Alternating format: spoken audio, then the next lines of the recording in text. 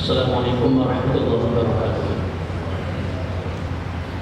A'udzu billahi minasy syaithanir rajim. Bismillahirrahmanirrahim. Wa man yuti'illaha war rasula fa ulaika ma'al ladzina an'ama Allahu 'alaihim.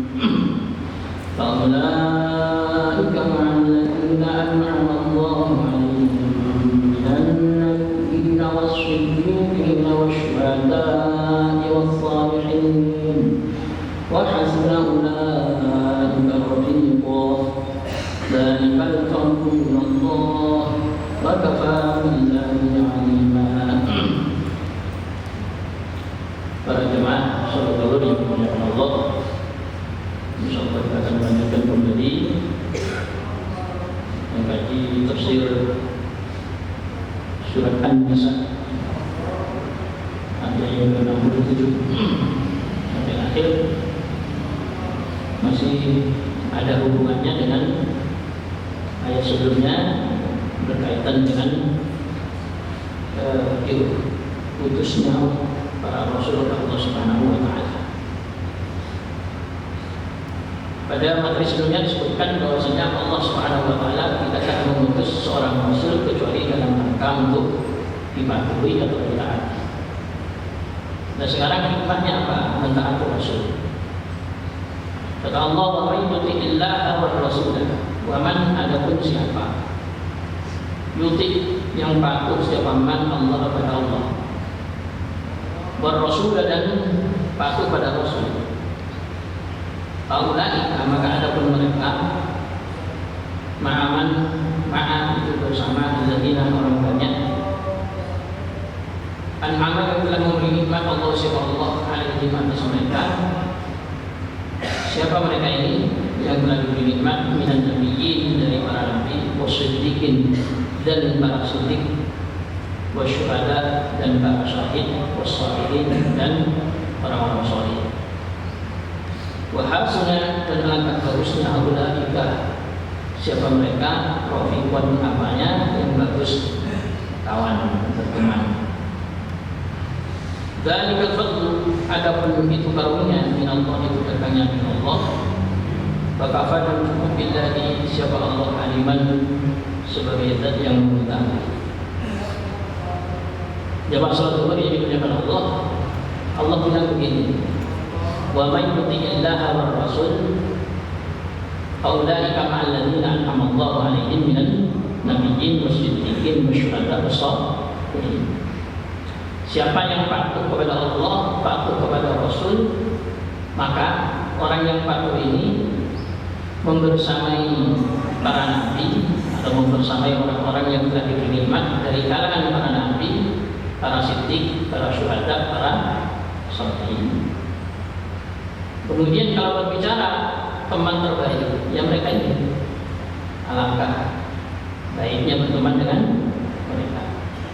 Dan itu adalah karunia Allah, dan cukup Allah mengetahui siapa yang layak untuk disandarkan kepada mereka.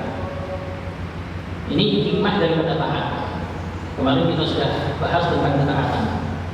Hikmah dari ketaatan ini, kronologi atau asbabun nuzul, kalau dalam beberapa riwayat banyak sekali.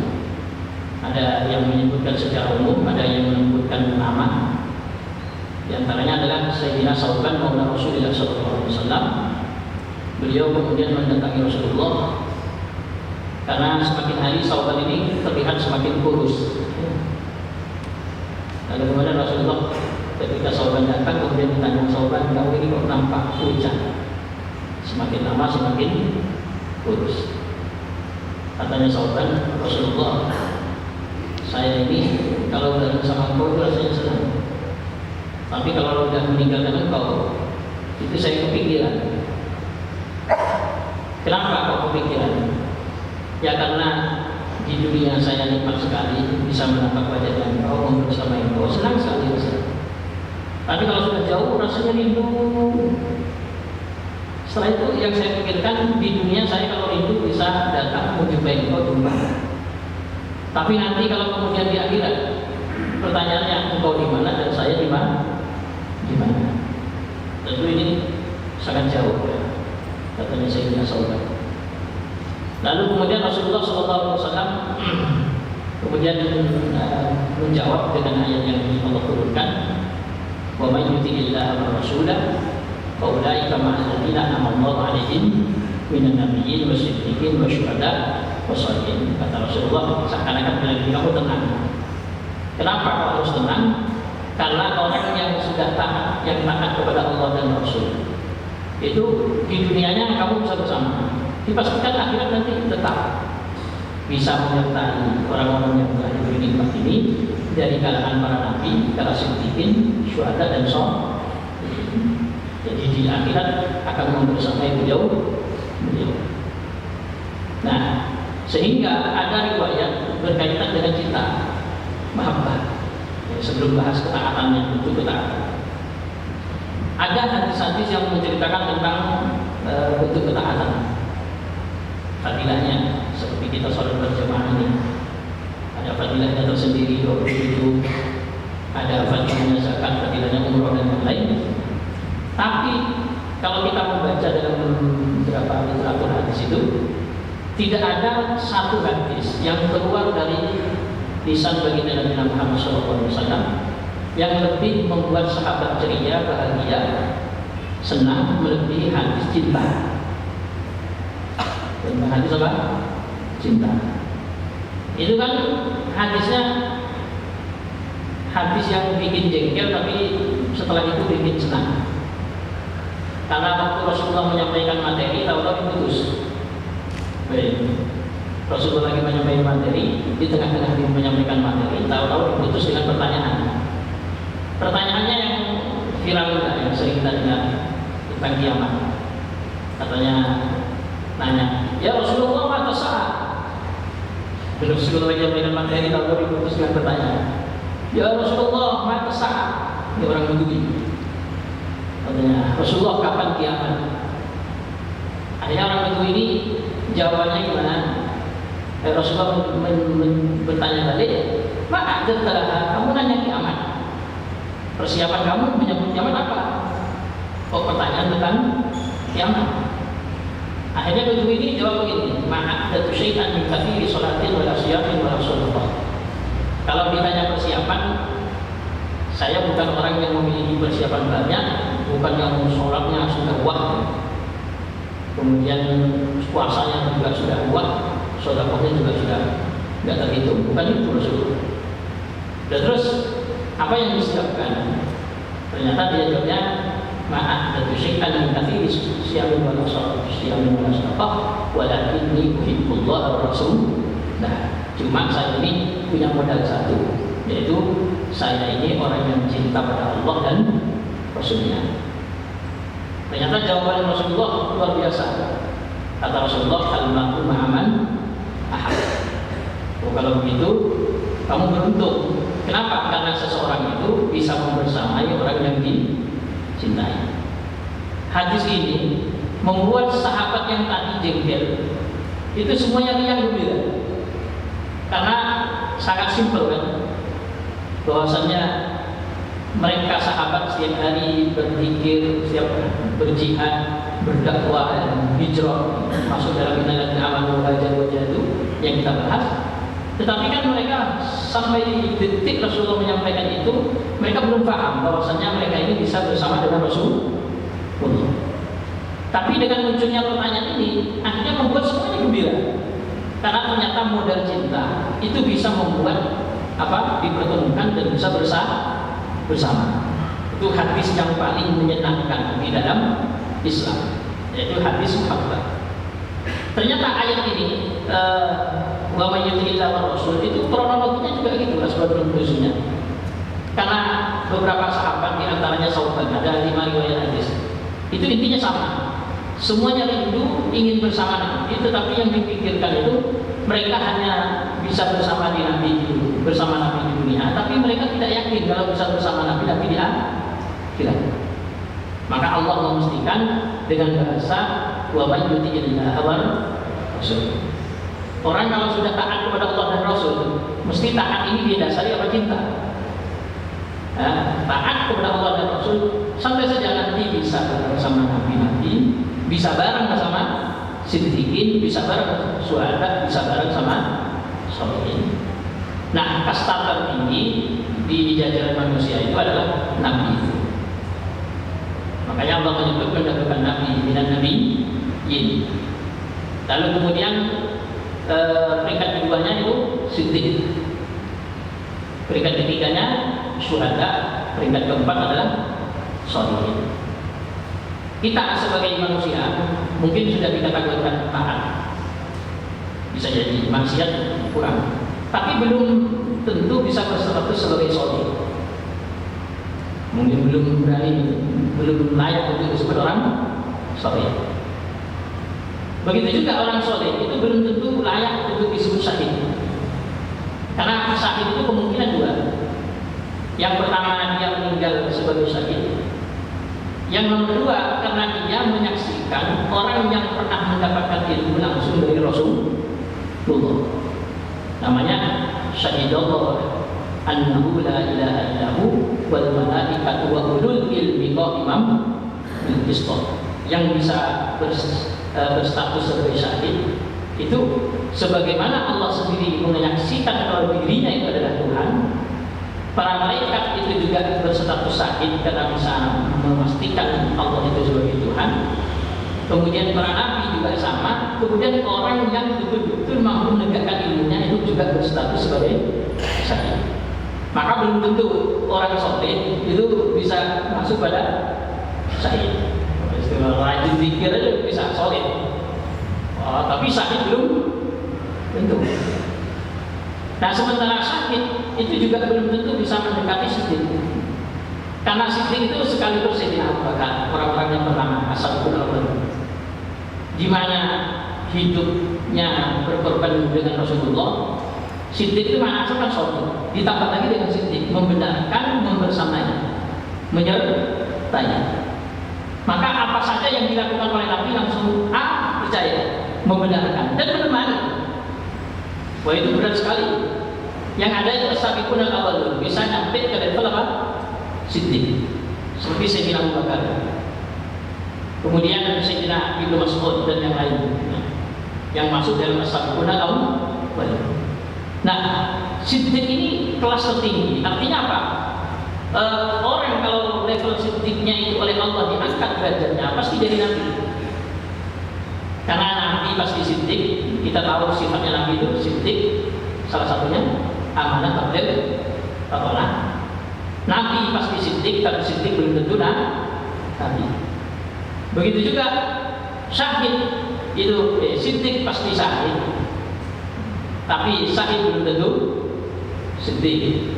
Tapi syahidnya harus dipahami ada dua opsi: syahid karena meninggal sebagai syahid, atau syahid karena adil dalam keilmuan, maka pasti dia siddiq. Lalu kemudian orang yang syahid itu mesti soleh, yang adil keilmuannya. Yang soleh itu belum tentu syahid. Nah, orang-orang yang punya ketaatan kepada Allah dan Rasul nanti itu bisa bersama dengan para nabi, para siddiqin, para syuhada dan sholihin. Nah, kebersamaan itu kadang muncul karena mahabbah. Makanya kemarin yang sempat bertanya itu tadi, bukankah orang yang zaman itu mungkin bisa ada, tetapi bisa sama itu karena ada satu titik yang bisa dipertemukan, yaitu apa? Cinta. Yang dengan cinta itu akan muncul ketaatan. Jadi satu titik itu dipertemukannya. Makanya al-mar'u ma'aman ahab. Jadi kalau pertanyaannya, apakah kita ini akan bisa berjumpa dengan para nabi? Bisa. Kenapa? Karena ada satu titik yang bisa dipertemukan, yaitu kita mencintai nabi-nabi Allah.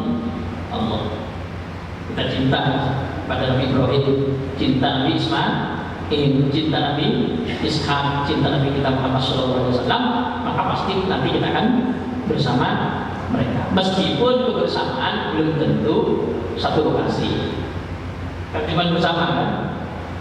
Makanya Rasulullah juga pernah membahas anak yatim itu, yang orang mampu memuliakan anak yatim, menjadi kafirnya anak yatim, ya juga bisa bersama dengan Nabi.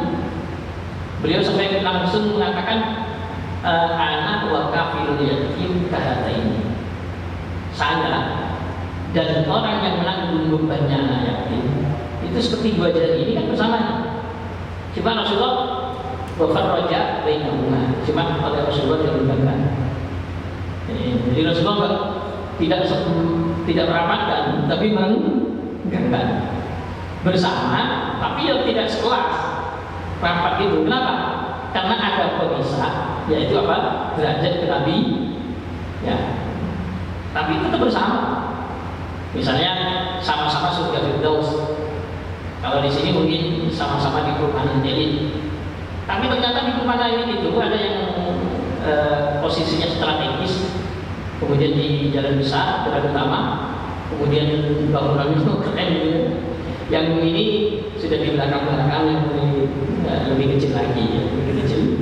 Nah, tapi tetap dalam satu perumahan. Itu namanya ma'iyah bersama. Artinya sewaktu-waktu ingin ketemu itu bisa gampang sekali karena sudah bersama. Masjidnya aja sama, perumahannya sama. Jadi sesekali itu bisa berjumpa cepat.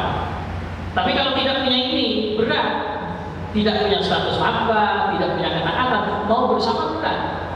Kemungkinan semakin rendah, bahkan kemudian surganya bisa paling bawah. Mau paling bisa berjumpa dengan Rasulullah itu kapan?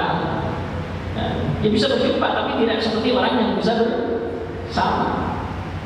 Makanya ada beberapa ayat yang agak mirip-mirip. Misalnya innal ladzina amanu wattaba'atkum dzurriyyatuhum biimanin alhaqna bihim dzurriyyatahum. Orang-orang yang beriman kemudian dia bisa mendidik anak cucunya menjadi orang yang beriman juga.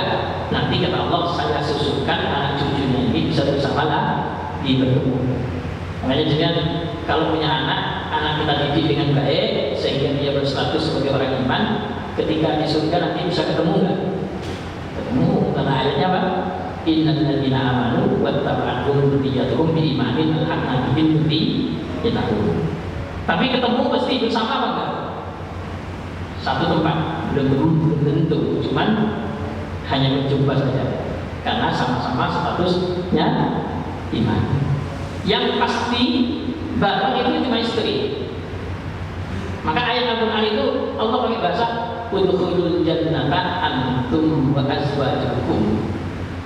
Allah itu bahasanya kalau menyuruh orang masuk surga itu, masuklah kalian ke dalam surga, antum kalian wa azwajukum dan istri-istri kalian.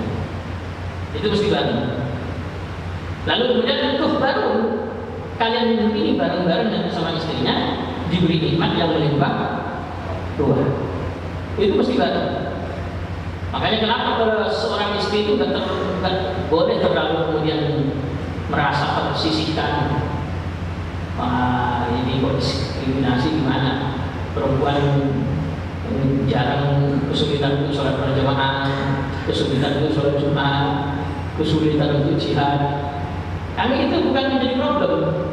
Kenapa? Karena selagi statusnya istri dan suami itu sama, membawa iman, nanti kemudian di surga itu masuknya bukan istrinya surga Firdaus terus suaminya Jannatul Ma'wa, surga Ma'wa. Akan sama. Jangankan sama istri, sama bidadari yang melakukan bareng, apalagi sama istri. Sama istri itu bakalan bareng, surganya akan sama. Makanya cukup suami istri itu saling mendukung antara satu dan yang lain. Bagaimana suami menjadi istrinya, lalu kemudian istri mensupport suami, berangkat ke masjid dukung. Makanya sahabat Rasulullah itu ketika dikomplain, diberi instruksi oleh para sahabat kalau sekarang kelasnya diimplementasi. Rasulullah yang betul menjadi laki-laki, bisa sholat berjamaah, bisa begini, bisa begini. Rasulullah jawab, husnul kuliki yuhan diyudari. Kamu sudah bisa merawat keluargamu, anak-anakmu, sudah sebanding dengan itu, sudah sebanding. Karena kan ada porsinya masing-masing. Semua itu ada porsinya masing-masing. Bila Allah Subhanahu Wa Taala menciptakan kita. Makanya kalau ada pertanyaan orang perlu nggak gender dan seterusnya itu perlu dipikir. Kenapa? Karena Allah menciptakan itu beda, mesti harusnya ada yang tidak sama. Dan letak kesamaan yang bisa membuat sama, tapi dari sisi letak perbedaan juga beda kan? Kenapa kalau laki-laki di Al-Quran ditetapkan sebagai penanggung jawab? Kalau perempuan enggak. Di Al-Quran kan ar-rijalu para laki-laki, qawwamun dari kata qawma yang berdiri tegak. Qawwam sangat berdiri tegak, alam bisa di atasnya perempuan. Berarti gimana? Laki-laki lebih banyak beban tanggung jawabnya mengatasi perempuan. Kok bisa harus laki-laki? Kan bima faddalallahu ba'dahum ala ba'd, sebab apa yang Allah berikan karunia kepada sebagian itu mengalahkan sebagian yang lain. Karunia yang Allah berikan kepada laki-laki itu mengalahkan karunia yang Allah berikan pada perempuan. Dari sisi postur tubuh, fisik, mental kan beda. Maka layak kalau kemudian laki-laki yang harus banyak tanggung jawab. Dengan dibalik, ini jadi tanggung jawab kamu rumah. Saya nggak mau tanggung jawab. Yang punya fisik lebih sehat lebih ini siapa? Lebih kuat siapa? Perempuan itu serahkan, galon aja nggak bisa kok. Naruh galon nggak sanggup.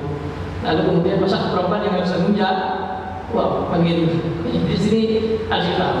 Makanya cukup kalau suami istri itu cukup saling mensupport, nanti surganya itu bakalan bareng. Kita kalau beda mesti repot kayak jemaah haji sekarang ini. Katanya, meskipun sekarang sudah terus diusahakan untuk bertemu. Suami istri itu bisa beda hotel aja yang sekarang ini. Kenapa kok bisa beda? Ya karena beda puasa, beda syarikat, beda PT. Yang sebelum-sebelumnya itu satu syarikat, yang sekarang ini sampai 8 syarikat. Sehingga suami istri bisa beda, anak sama orang tua juga bisa beda. Itu kan sudah lebih beda itu.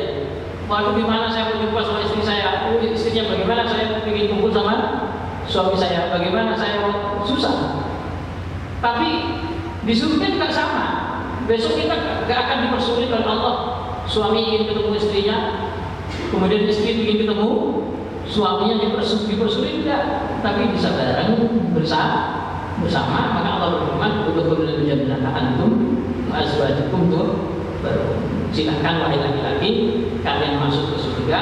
Siapa yang masuk kalian? Antum, kalian sebagai laki-laki, wa azwajukum, tapi bawa juga istri-istri kalian itu. Jadi enak sekali, yang penting sama. Maka jangan tanya, istrinya Rasulullah itu bareng sama Rasulullah enggak? Ya bareng sama Rasulullah. Istrinya Rasulullah mesti bareng sama Rasulullah. Gak mungkin kemudian terpisah dengan Rasulullah. Kenapa? Karena sudah berstatus sebagai istri Rasulullah. Nah, istri kita kalau sama-sama yang iman, kita iman, kemudian nanti juga bakal bareng, bahkan satu rumah, satu kamar itu baru sama istri. Tapi kalau sama anak, jangan minta satu kamar. Di dunia aja udah beda kamar. Maka di Al-Quran tidak disebutkan dengan antum wa auladukum wa dzurriyyatakum, tapi alhaqna bihim dzurriyyatahum. Orang iman diikuti oleh anak cucunya yang beriman, kami pertemukan. Sementara orang-orang yang taat kepada Allah dan Rasulullah itu membersamai para nabi, para siddiqin, para syuhada, para syahid di belakang, ditambahi oleh Allah apa wa hasuna ulaika rafiqo itu teman yang rafiq itu yang apa penuh kasih sayang. Maka alangkah beruntungnya orang kok bisa membersamai para nabi, para siddiqin, para syuhada, para syahid, karena mereka adalah sebaik-baiknya teman yang terus menyertai. Nah, ini mudah-mudahan dari fadl min Allah. Ujung-ujungnya kok bisa ya kita cuma taat biasa-biasa, gak sekelasnya sholihin, siddiqin, kok bisa ketemu, bisa bareng, itu gimana? Jawabannya di bawah itu. Dari fadl min Allah, karunia itu dari Allah. Kan bisa kayak kita ini mohon maaf tukang teh atau gampangnya tukang sapu atau apa ya, pembantu. Tapi karena dia berkhidmat membantu orang istimewa, ketika naik jet istimewa, dia juga baru. Tapi kenapa? Alhamdulillah gitu, dapat karunia. Duh, kok bisa Pak menemani? Ya saya supirnya. Padahal dia motor aja gak punya, tapi bisa nyupir Alphard gitu, Lamborghini. Sekarang yang sejenisnya BYD, Tesla yang disaingan gitu ya, yang levelnya adalah. Jawabannya satu, karena dia itu menemani atau ditemani. Padahal, kok bisa? Ya udah, fadlun itu namanya karunia. Maka kita ini kok bisa bareng sama orang soleh, bisa bareng sama siddiqin, syuhada, sholihin, para nabi itu kata Allah dari fadlun minallah. Itu karunia dari Allah. Tapi kata Allah wakafa billahi alima, tapi cukup Allah yang betul-betul mengetahui siapa yang layak dibuat bersama dengan mereka. Maka Allah mengerti betul mana ini yang mestinya dapat fadl bisa bersama dengan para nabi. Allah tutup dengan ayat wakafa billahi alima, gak bisa dibohongi. Jadi besok ya Allah saya bareng sama para nabi para siddiqin. Ya Allah maha tahu kamu kelasnya sudah nyampe ilah wal rasul apa enggak? Kelasnya fase, suruh sholat gak mau, sholat gak mau, kemudian beruntung aja masuk surga, modal la ilaha illallah itu menunggu sama lintas lagi neraka. Ya itu Allah maha tahu siapa yang akan ditempatkan layak dengan kumpul bareng para nabi, siddiqin, syuhada dan sholihin. Maka ayatnya ditutup wa kafa billahi alima. Di situ namanya ilmun. Jadi besok gak bisa komplain. Ya, jangan komplain. Kok gak bareng ya saya kelasnya sama para nabi. Ya Allah maha tahu hatimu, pekerjaanmu, kelas ketaatanmu. Allah maha tahu siapa yang layak mendapatkan anugerah ini. Allah itu lebih tahu. Sampai di sini ada yang ditanya? Kalau nggak ada ya kita tutup coba dulu. Besok kita akan berjumpa kembali. Subhanallah wa bihamdihi asyhadu an la ilaha illa anta astaghfiruka wa atubu ilaik. Assalamualaikum warahmatullahi wabarakatuh.